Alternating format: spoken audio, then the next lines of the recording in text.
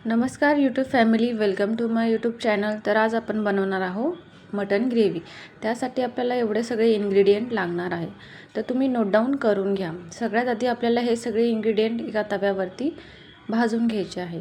तर मी एक एक करून सगळे इन्ग्रेडियंट हे भाजून घेणार आहे। सगळ्यात आधी आपल्याला यामध्ये दोन कांदे मीडियम साईजचे कट करून भाजून घ्यायचे आहे। यामध्ये थोडंसं तेल टाकून हे आपल्याला गोल्डन ब्राउन होईपर्यंत भाजायचे आहे। जास्त आपल्याला काळे सुद्धा करायचे नाही, कारण की आपल्याला ग्रेव्ही ही लाल कलरची बनवायची आहे, ना की काळ्या कलरची। त्यानंतर यामध्ये मी काश्मीरी रेड चिली मिरची टाकलेली आहे आणि काही खडे मसाले।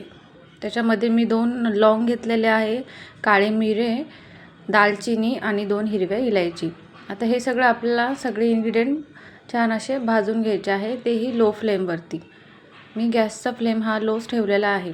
त्यानंतर यामध्ये सुकं खोबरं आणि तीळसुद्धा आपल्याला टाकायचे आहे आणि सुकं खोबरं आणि तीळसुद्धा आपल्याला अशी हलका गोल्डन ब्राउन भाजायची आहे। तुम्ही बघू शकता या प्रकारे असं भाजून घ्यायचं आहे। आता याला आपल्याला थंड व्हायला ठेवायचं आहे। त्यानंतर एका कढईमध्ये तेल गरम करायला ठेवायचं आहे। त्यानंतर तडक्यासाठी आपल्याला काश्मीरी रेड चिली मिरची आणि एक तेजपत्ता टाकायचा आहे। त्यानंतर इथे मी एक हिरवं वाटण तयार केलेलं होतं, त्यामध्ये मी अद्रक, लसूण, कोथिंबीरची पेस्ट ही अशी हिरवं वाटण तयार करून घेतलेलं आहे। हे सुद्धा आपल्याला दोन चम्मच एवढं टाकायचं आहे आणि यालाही तेल सुटेपर्यंत आपल्याला परतून घ्यायचं आहे। आणि हे तेल सुटून परतून झाल्यानंतर यामध्ये आपल्याला गरम मसाला, मटन मसाला, हळद, गरम मसाला आणि लाल तिखट एवढं सगळे मसाले आपल्याला टाकायचे आहे। तुम्ही बघू शकता, मी डिस्क्रिप्शनमध्ये हे सगळे इन्ग्रेडियंट तुम्हाला दिलेले आहे, तुम्ही तिथे चेकआउट करा। अशा प्रकारे मी हे सगळे मसाले यामध्ये टाकलेले आहे आणि यालासुद्धा यामध्ये छान असं परतून घेणार आहे। हे सगळे मसाले परतून झाल्यानंतर यामध्ये आपल्याला तयार केलेलं वाटण, म्हणजेच तव्यावर आपण जो मसाला भाजलेला आहे तो मिक्सरमध्ये वाटून घ्यायचा आहे आणि तो याच्यामध्ये ॲड करायचा आहे आणि यालासुद्धा आपल्याला तेल सुटेपर्यंत परतून घ्यायचं आहे आणि गॅसची फ्लेम ही लोच ठेवायची आणि हळूहळू असं याला मिक्स करत राहायचं, जेणेकरून आपला मसाला खाली भाजला जाणार नाही।